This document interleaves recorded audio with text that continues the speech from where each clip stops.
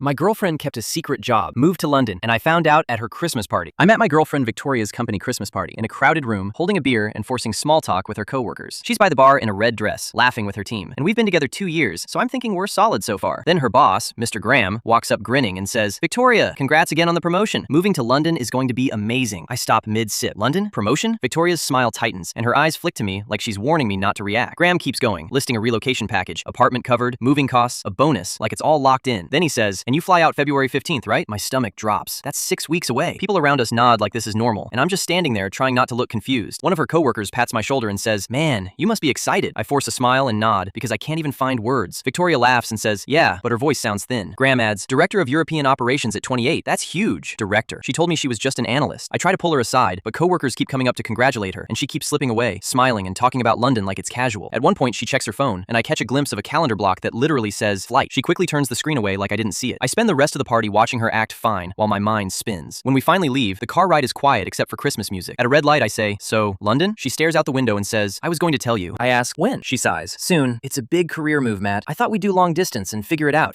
2 years together. And she made this call without even warning me." I ask, "How long have you known?" She says, "A few weeks." But she says it too fast, and I don't buy it. The next day, she goes to her sister's, and I'm home alone with our shared laptop. I tell myself to drop it. Then I hear her boss saying her flight date, and my hands move anyway. I open her email. The first thing I see is from September. Job application confirmation, then interview scheduling, then more. My throat gets tight. There's an offer letter dated November 2nd. It's real. It says Director of European Operations in black and white. Under that are emails about relocation and apartment searches. Then I find a flight confirmation for January 28th, not February 15th, 2 weeks earlier. I screenshot everything and send it to myself, feeling sick. My hands shake so much I almost drop the laptop. I reread the dates 3 times because I can't believe they line up. I keep digging and find emails to friends I don't know about, starting fresh and leaving this place behind. One email to her old roommate says, "Matt's sweet, but he's not ambitious enough for where I'm going." Not ambitious enough, apparently. Then I find an email to her sister. I know I should tell Matt, but I'm kind of excited to see what's out there. That one hits the hardest because it sounds like she already moved on in her head. By Sunday night, I'm done pretending. I print the emails, the offer, the flight, and the lease paperwork and spread it on the coffee table. When she walks in, she drops her purse and smiles. "Hey babe, how was your weekend?" I don't answer. I hold up the first page, planning to figure it out. Her face goes white. "Matt, I can explain." I point at the date. "September. You've been doing this since September." She starts talking fast, saying she didn't want to stress me out, saying she was scared I'd get upset. I slide the offer letter toward her. "This is dated November 2nd. You had the job for over a month." She can't look at me. I tap the flight confirmation. "And you're leaving January 28th. You already bought the ticket." She whispers, "I was going to tell you after the holidays." I shake my head. "So I could sit through Christmas smiling while you pack?" She cries and says it's her dream. I say, "Dreams aren't the problem. Lying is." She reaches for my hand and I pull back. Then I slide the roommate email across the table. "Not ambitious enough, right?" She flinches. "I didn't mean it like that." I say, "You meant it enough to write it." She keeps saying it's complicated and that she loves me. I keep my voice steady. "If you want London, go, but don't pretend you didn't already choose." I walk to the closet, grab a suitcase and set it on the floor. "Pack what you need tonight." She stares at me like she's waiting for me to take it back, but I don't. The door shuts a little later, the lock clicks, and the place goes quiet.